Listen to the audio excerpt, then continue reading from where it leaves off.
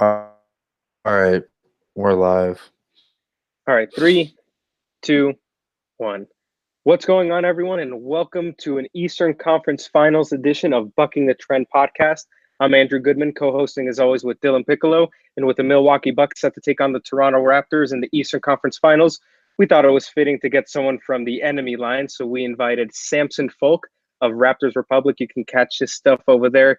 Great recaps and podcasts as well. Samson, thanks for taking the time to join us today. Yeah, no problem. Thanks so much for having me on. I'm excited to talk about it. So the Milwaukee Bucks went 3-1 against the Toronto Raptors in the regular season. They had one game where Giannis Antetokounmpo and Kawhi Leonard both sat out in a Bucks victory, and we actually have not seen the Toronto Raptors since you guys acquired Mark and we got Nikola Mirotic. So a 3-1 record in the regular season. Do you think that the success for the Milwaukee Bucks is going to carry over into the playoffs, or do you believe the Toronto Raptors are a completely different team with the addition of Marc Gasol? Well, there's two things off the start. There's one thing is I do think that the Bucks' success will carry over regardless of what the Raptors look like. But the Raptors are indeed a very different team just based on how they play. Everything from just how they look for shots to how they defend changed when Marc Gasol came along and took over the starting center position. The only thing that is a big holdover, I think, is the Eric Bledsoe Kyle Lowry matchup. Among other things, there's the Kawhi Leonard Giannis Antetokounmpo matchup that where when they played against each other, there were minutes that the Raptors won when Kawhi was on the floor, and then when Kawhi was off the floor, the Raptors got doused by everyone else on the Bucks. Generally, those are the two holdovers, but I think those are two of the most important matchups going into this one. So even though the team is different and they function in a different way, I think that the Bucks can still expect to have a lot of success against the Raptors unit. And it's interesting. We saw Samson. No, go Samson, ahead. how's it going? Yeah. I just had a question that I just couldn't hold in anymore. So I'm sorry I had to cut you off there, Andrew. But so Kawhi Leonard really, really took over in that semifinal series against the 76ers. And we kind of saw a lack of production from the other guys around Leonard that, supposedly are going to help him. Kawhi, obviously, I don't think is a facilitator as much as people kind of make him out to be. How much of that do you think is going to have an effect on how the Raptors do things against the Bucks? Because I feel like the Bucks defense can really smother a guy if one person just tries to take over. Yeah, that's obviously a problem for the Raptors going forward against the Bucks. It's a problem they ran into repeatedly against the 76ers. The 76ers started playing a very aggressive brand of defense, cheating off of players who were reluctant to shoot. In that group of people was Marc Gasol, was Kyle Lowry, and then after Pascal Siakam sustained his calf injury, his balance got messed up, and then he couldn't shoot either. And then Kawhi had to go at it alone. If that is the case, I mean, the Raptors were the best three-point shooting team in the league since Marc Gasol's arrival. They've shot the ball pretty horrifically bad so far into the playoffs. It's just deciding, as far as being an analyst, whether the Raptors there's going to be a regression to the mean, a return to form, or if this is what the Raptors look like, just a grimy defensive team that looks forward to getting, Kawhi Leonard the ball in the half court and then scoring in transition when they have opportunities. If they are stuck being that type of team, the Bucks will, I think that's like a 4 or 5 game, win for the Bucks in this series if the Raptors are stuck being this team that's so reliant on Kawhi Leonard. I think that the Raptors should be a little bit more sound offensively, especially when it comes to making wide open triples. I mean, Kawhi himself missed 6 in a row and he missed 14 threes in a row from game 4 to the second half of game 7. Just a bit of variance that the 3-point shot brings. You guys are Bucks fans, you know about the 3-point variance. And, it's just a lot of things are in the air. Like you said, the Bucks are very good at smothering a guy, especially if he tries to go it alone. If the Raptors are stuck doing that, it's really bad news for them. But there's always the upside with this Raptors team. They did it for 35 games with Marc Gasol. If they can return to form, then this series looks a little bit more exciting than for Raptors fans, at least. And offensively, it's interesting. Both teams, with the Bucks against Boston, we saw them come out of the gates. They would be trailing the majority of the first quarter, and then they'd really put their pedal to the metal and then really take it to the Boston Celtics. The Bucks play at one of the highest paces so far in the NBA in the postseason. And then you look at Toronto, they play towards the bottom in terms of pace. Do you believe that Toronto, for them to have success, is it going to be them slowing it down, or do you believe they're going to have to play up to the pace of the Bucks in order to win? Well, something that was important for the Raptors to close out the 76ers was that they had to slow down the 76ers pace tremendously. But the Raptors, like the Bucks, are a good defensive team, and they had to look to create turnovers and start their own transition going the other way. The Raptors do definitely benefit from having the other team play slower on defense. Guys like Marc Gasol, they're not so good when they have cross matches in transition. That's not a viable option for the defense. And something that was imperative for them to do against the 76ers was to find Ben Simmons in transition, slow him down. And they were pretty good at it over the course of the series. There are a couple games, thinking of game 3 and game 6, where Ben Simmons got loose in transition and the Raptors got blown out. The Raptors have to take the same care on defense, and especially in transition defense, to make sure that Giannis and, let's say Eric Bledsoe don't run wild in transition. If they can slow those guys down, that's one thing they have to do. If they do that, then they have a couple other things they have to accomplish as far as defense goes, but that's probably the most important one. So like you said, the Bucks like to play up pace. The Raptors like to play a little bit slower. It's imperative for the Raptors to slow the Bucks down, especially in transition. Let's talk a little bit about slowing Giannis down, because I think that's one of the biggest questions that every team that's played Giannis so far has had. Now the Raptors are a little bit more equipped with the length of Siakam. Obviously, Kawhi Leonard from time to time can go on him. OG's out, but he would have been another guy that would have been nice to have to stop Giannis. Do you expect it to be more of a committee job on Giannis, or do you think it's going to be more just Pascal trying to limit him? I think, and Ibaka as well, I'd like to throw in there. Yeah, I think that we're going to see a committee throughout the series, of course. As far as from game to game, Nick Nurse as a coach has always praised, fluidity and being able to go from one thing to another. In a game where, say, the Raptors have, Kyle Lowry's pick and roll game going well with one of Serge Ibaka or Marc Gasol, you might see a little bit more freedom in how they're guarding Giannis. If things are tough, if things are really getting, locked up on that end, then we might see just trying to stick Kawhi on him and trying to deter anything that comes out of that. You put Kawhi on him, maybe Giannis isn't able to get as many advantages. Maybe he doesn't create as many openings for his teammates, things of that nature. And as we've seen, if you guys watch the Philadelphia 76ers Raptors series, the Raptors were really good at recovering after closeouts, funneling guys toward the sideline and in towards mid-range shots, things of that nature. They have to be pretty disciplined. Any team, I should say, has to be really disciplined to make Giannis's life hard, because as soon as Giannis steps on the floor, he creates massive problems just by, his size, his speed, his athleticism. The Raptors have to be really disciplined, in addition to having guys who already boast the type of athletic profile that would fit a Giannis defender. Let's put that in quotations, since there doesn't seem to exist a guy who can be that.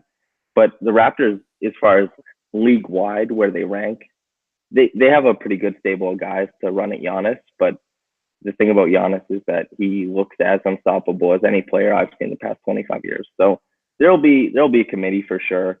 But sometimes they'll turn to one guy probably for an elongated space and time.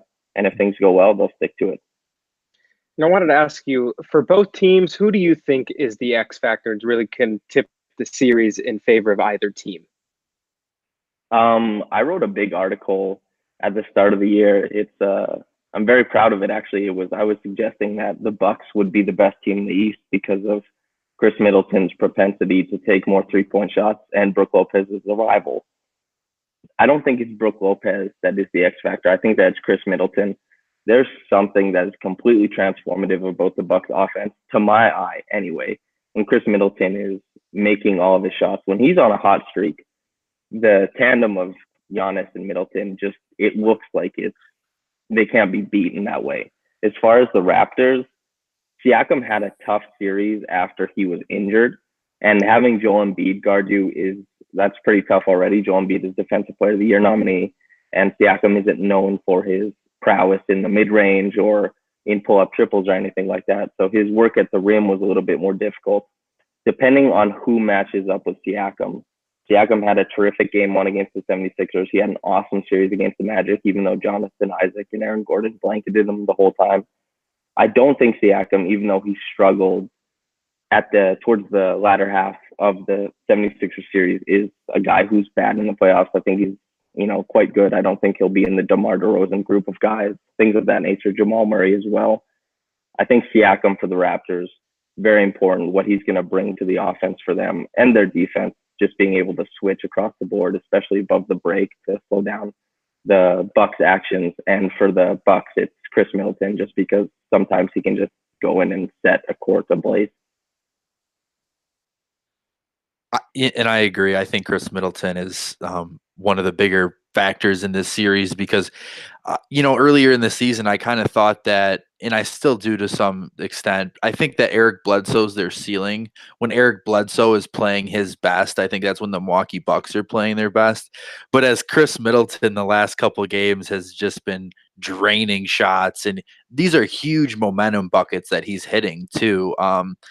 It's been absolutely phenomenal for him to do that. But I also do think it's Eric Bledsoe. I think it's important that he wins that matchup against Kyle Lowry. And you touched on it earlier. I think when you look at Lowry's, they're both smaller guards in a sense and both kind of stockier. But, Bledsoe, I believe, I know he's stronger than Kyle Lowry. So if he can dominate that matchup, I think it'll be really hard for Toronto to, try to help on that. And then if he's kicking it, then the whole Princeton offense pretty much is running and they're getting a good shot every time. But there is one thing on Eric Bledsoe I do want to touch on is, his jump shot is really inconsistent. If he would make a more, considered effort to going to the rim earlier in games, I think it would help him overall, just his ability to get into rhythm. Because I think, if he misses a couple threes early, he checks out pretty quickly,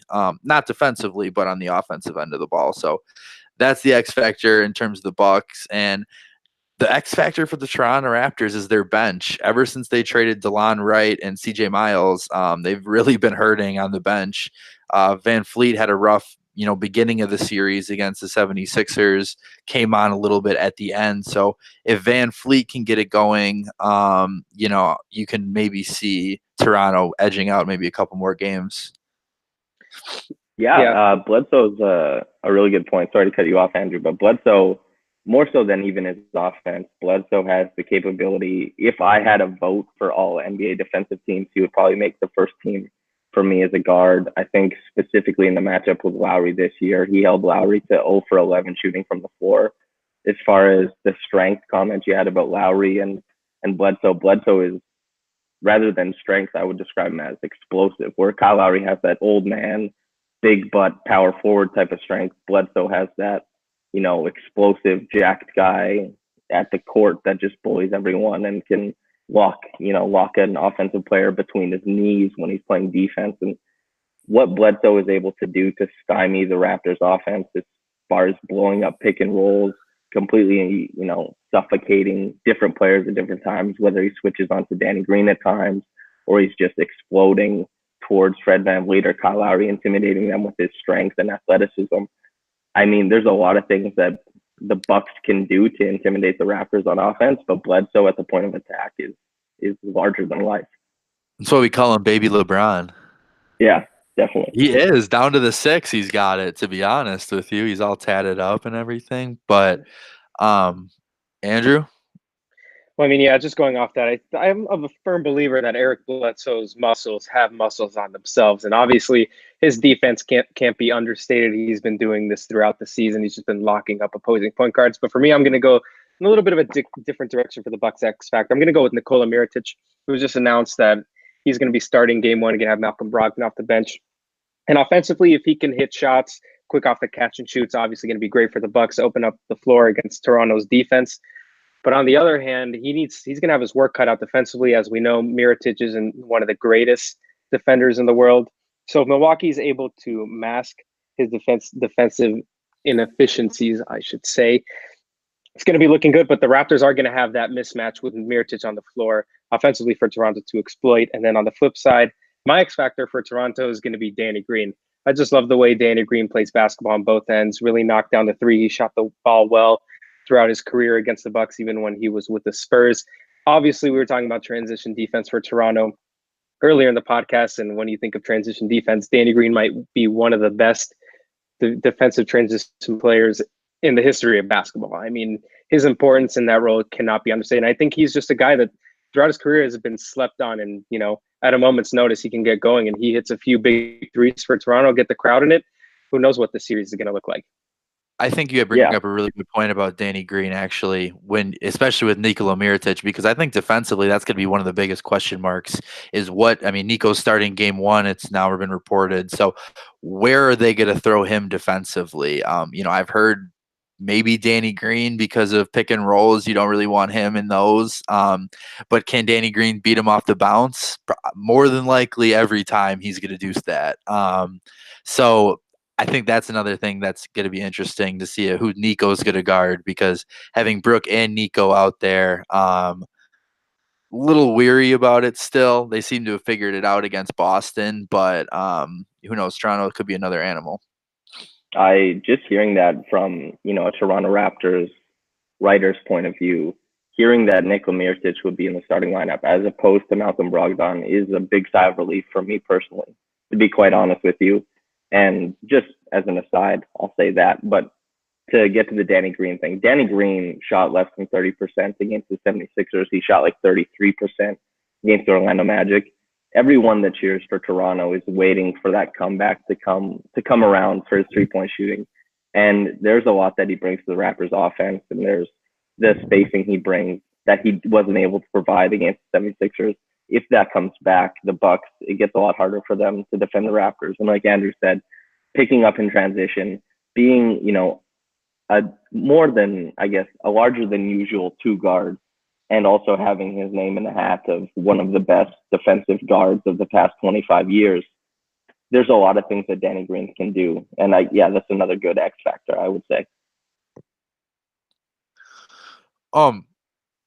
What are some key stats in the box score you think are going to matter? Like in the Celtics series, clearly for the Bucks, it was points in the paint. I didn't really look at the box scores, I can't lie, for Toronto and the 76ers. But what do you think are some big numbers that are going to stand out for the series?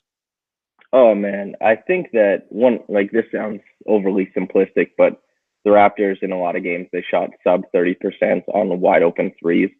And sub 30% on wide open threes is actually really tragic. That's terrible. One thing that is usually very important in box scores, offensive rebounding, I don't think that'll be important for Milwaukee, and I don't think it'll be important for the Raptors. Like we've been talking about, it's something that the Raptors will have to focus on to slow down the Bucks in transition, and that likely means they won't be pressing the offensive glass as much.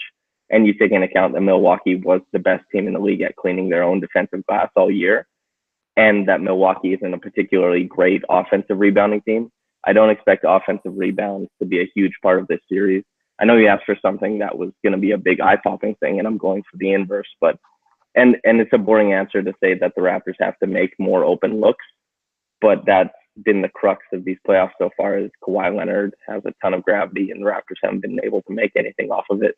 Whereas the Bucks have, like I talked about with the podcast I did with Andrew, the Bucks have done a pretty good job of making shots off of Giannis. So looking for a little bit for the Raptors to meet in the middle so the series can even out, things of that nature. As far as like box score hunting, there's not that much value in the box score. That's like the only thing I would bring from the box score, a holdover from the 76ers Raptors series, is Joel Embiid had like an ungodly plus 90 in 7 games, and they were like minus like 109 in the like 90 minutes he wasn't on the floor. And I guess just try and make sure that Giannis doesn't have as monstrous a plus minus variation, something like that. Well, you look at. Go ahead, Andrew. Sorry. Yeah, I just want to say for me, an important factor. It's not what pops up in the box score, but for me, it's going to be deflections. Milwaukee's able to keep active on defense with their hands, create some deflections, get out and transition. Where that's their bread and butter right there. It's really hard to stop Milwaukee in transition. So if they can get that going, then it's gonna be an uphill battle for Toronto. Why do I feel like it's going to be an uphill battle for Toronto? Is that just how good the Bucks are? I mean, because I was talking to Andrew before the podcast, and I'm like, the Toronto Raptors have been right there with, like, for people that can't see what I'm doing, I'm holding my hands at equal length, equal height, and they've been right there with Milwaukee this whole season. 2 games back. Is Toronto just running into a historically great team? Because I think Toronto is a fantastic team. Obviously, to get to the conference finals, you have to be. I never really liked Blake Griffin or DeAndre Jordan. I've always really liked Chris Paul. The Clippers teams that he led were really great teams, and they didn't win a title. They didn't even make the conference finals. Sometimes you run into really good teams. Unfortunately for Chris Paul, he ran into the start of these terrific Warriors. Giannis, how old is he? 25, 26? 24. The Raptors. Oh, Jesus Christ. Yeah, that's what they all say. Yeah, the Raptors are running into Giannis just as they were stuck with LeBron through his prime, like from age 28 to age 32. And now they're just catching the start of Giannis's probably 7-8 year prime for him. And as far as a Raptors fan and like the confidence that you feel as a Bucks fan, when I did the roundtable for our website, when I had Andrew on the pod, I'm predicting Bucks in 6. And I'm a Raptors writer. I would love to say Raps in 7 or Raps in 6, but the Bucks are damn good at what they do. And you just have to wait to see how the series is going to shake out. Everything, like as a Raptors fan, after game 1, everything felt good. It felt like the Raptors had all the tools to punish the 76ers. But then, things change. Sometimes shots don't drop the same way. As it stands right now, though, the Bucks have a lot of advantages. They have more depth. They shoot the ball better. Giannis is a different type of superstar than Kawhi is, even if, I guess the general public rates them as equal. This series will go a long way in deciding who's above the other one. But the Bucks just have a lot more going for them right now. And if that's about the disparity between the 76ers and Boston, then that means that this series will likely be a lot more competitive than we're speaking about it as right now. If Milwaukee is just this ungodly, monstrous freight train that completely decimated a Boston team that might have taken, let's say, the Raptors or Philly to 7, and they did it in 5 with little effort, then that's just what Milwaukee is. And if Milwaukee completely wipes the floor with Toronto, then maybe they are a historically good team, and maybe they can't even beat a Golden State team. There's a lot up in the air for this Milwaukee team, and that's the thing about having teams that are unproven, I guess. But they've made a leap this year, and the confidence so far is definitely deserved from your guys' end. Do you guys trust Nick Nurse to make the right decisions in a conference final series? Do you, like, from your I guess from the fan perspective and the writing perspective, do you think that he's going to be able to make the correct adjustments if need be, or do you think he's going to be kind of riding on Kawhi's coattails a little bit? I had qualms. I wrote about it quite frequently during the, I guess, Eastern Conference semis. Nick Nurse, there were a lot of things that Raptors fans were asking for him to do, that pundits were asking for him to do, that he ended up doing in Game 7, and the Raptors won because of it, and a bit of stroke of genius to play Serge Ibaka at the 4 and Gasol at the 5, which those minutes were very useful for the Raptors from Games 4 through 7. Things of that nature those are good coaching decisions. Having Fred VanVleet occupy a good deal of the Raptors offense as a creator, bad idea. He's much better as an off-ball guard. Think of like Steph Curry playing next to Jarrett Jack, just not as good a shooter. Things of that nature. You want him bouncing around, coming off pin downs, running off curls, things like that. And, Nick Nurse, he's delegated a lot of the offense over to him, which is something I'm not a fan of. Is I guess, reluctance to match Gasol to Embiid until Game 7 was something else I'm not a fan of. But overall, I'm fine with how he coached in the Eastern Conference semis. And, this is the biggest test because the Raptors were a better team than Philly, I think it's fair to say.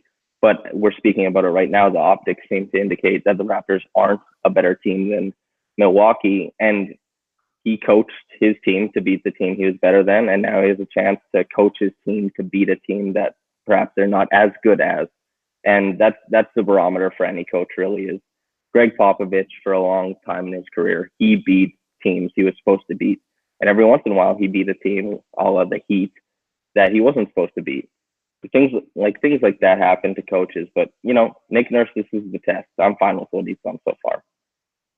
So, we're spoiled here because not only do we get the two best teams playing against each other for a shot to the NBA Finals, but you also get Giannis versus Kawhi, two of the most transcendent talents that we've seen in the last few decades. So wanted to ask you, I already know your prediction, but I'm going to ask you again, how do you think this series is going to play out?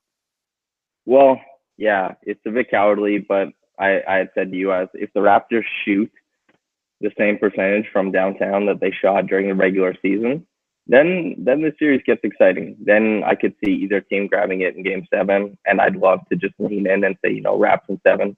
Realistically, I think the Bucks are very good, and that they'll take this thing in 6. And as heartbreaking as it would be to see Giannis close it out at the Scotiabank Arena, just to see Drake heartbroken, it would be a little bit better for me, something like that. But yeah, I think it's Bucks in 6, which is unfortunate, but that seems to be my take. Brandon Jennings running through your blood. It makes sense. I mean, it's hard. Yeah. It's hard not to hop on that train. Yeah, I think I'd have to agree with you. I think games 1 and 2 are really important in this series. If Toronto can come in and steal a game, I don't think that the Bucks are going to go and run them like they did the Celtics to get back into the series. So if the Toronto can do that, that's going to be huge. And then it's like, all right, well then the Bucks at that point have to win 2 games in Toronto to win in 6. So do you think the Bucks can win 2 games in Toronto if if the Raptors win 1 in Milwaukee? I think so. I'm not 100% on that, but it would certainly make things tougher. So winning those first 2 games are going to be big. I'm sure Pfizer Forum will be pumped for it, and playing in the Air Canada Center is no joke either. So yeah, I'll say Bucks in 6 as well. But those first 2 games are important for me. I don't know. I'm gonna go a little different. I'm gonna go Bucks in 5. I think the big deciding factor here is gonna be Homer. No, See, I was trying not to go there, but since you already said it, I think the disparity between the two teams when you look at their depth is Milwaukee's just getting this abundance of production from Pat Connaughton and George Hill, and you have guys on Toronto really struggling, even though they are proven basketball players like Fred VanVleet. So it's one thing to go into Milwaukee and beat the Bucks on the road.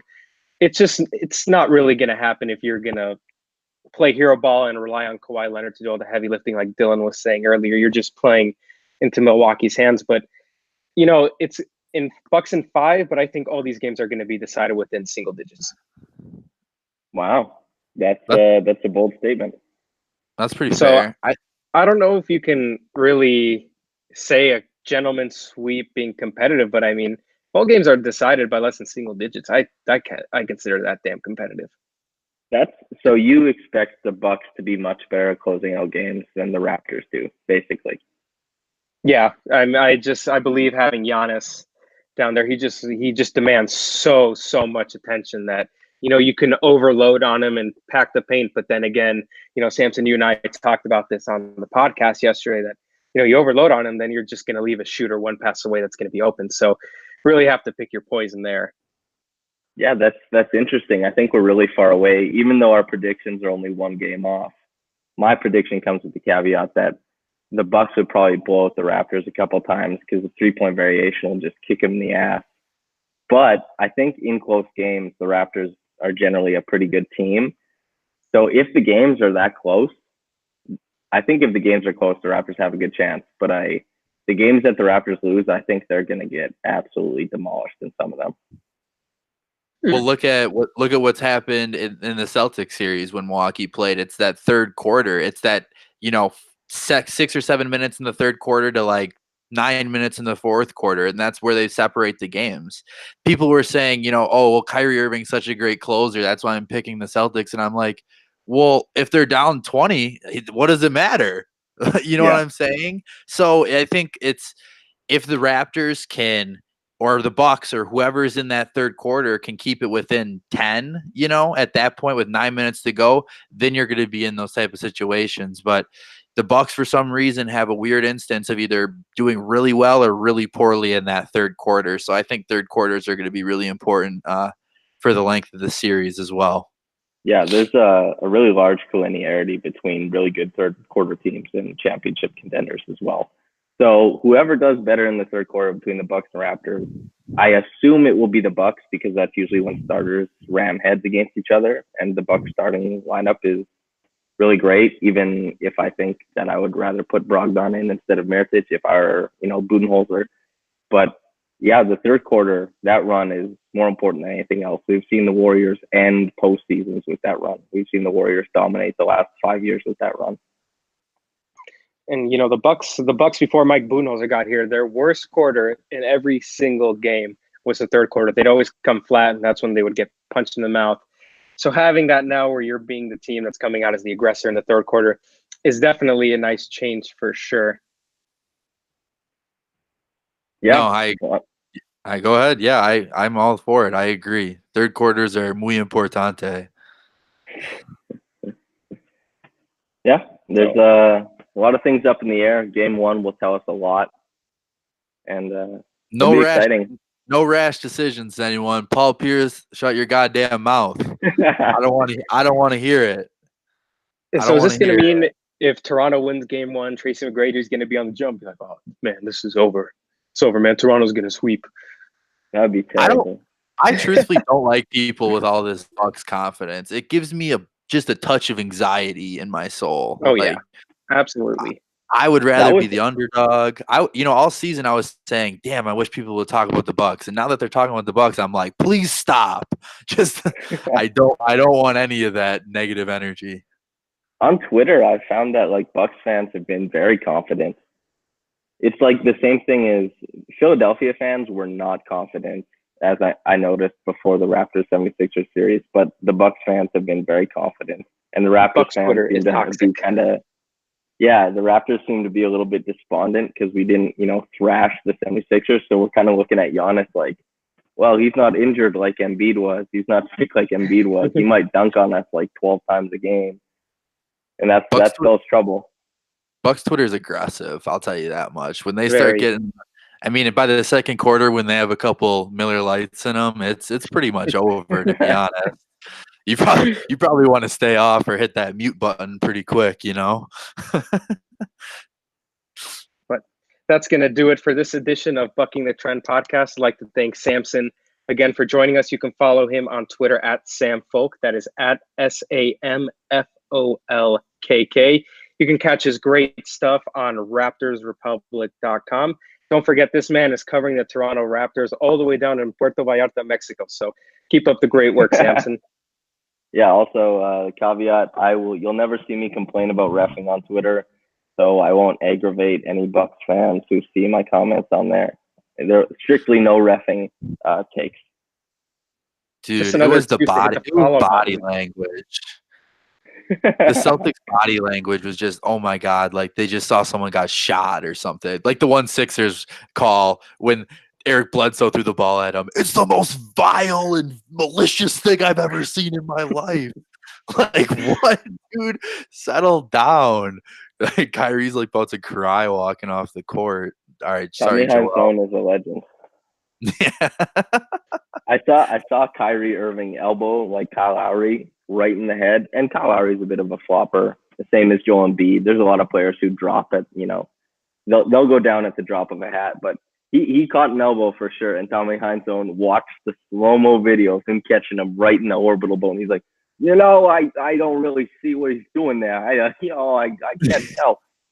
Bit of a flopper over here. Yeah, those Celtics announcers, man. I hope you guys weren't subjected to any Celtics broadcasts. No. No, I like would not put Scalabrine myself through for a that torture. touch. But Well, thanks for having me on, fellas. It's been a Yeah. blast. Good luck to you guys. appreciate Yeah, it. Thanks. good luck to you guys as well.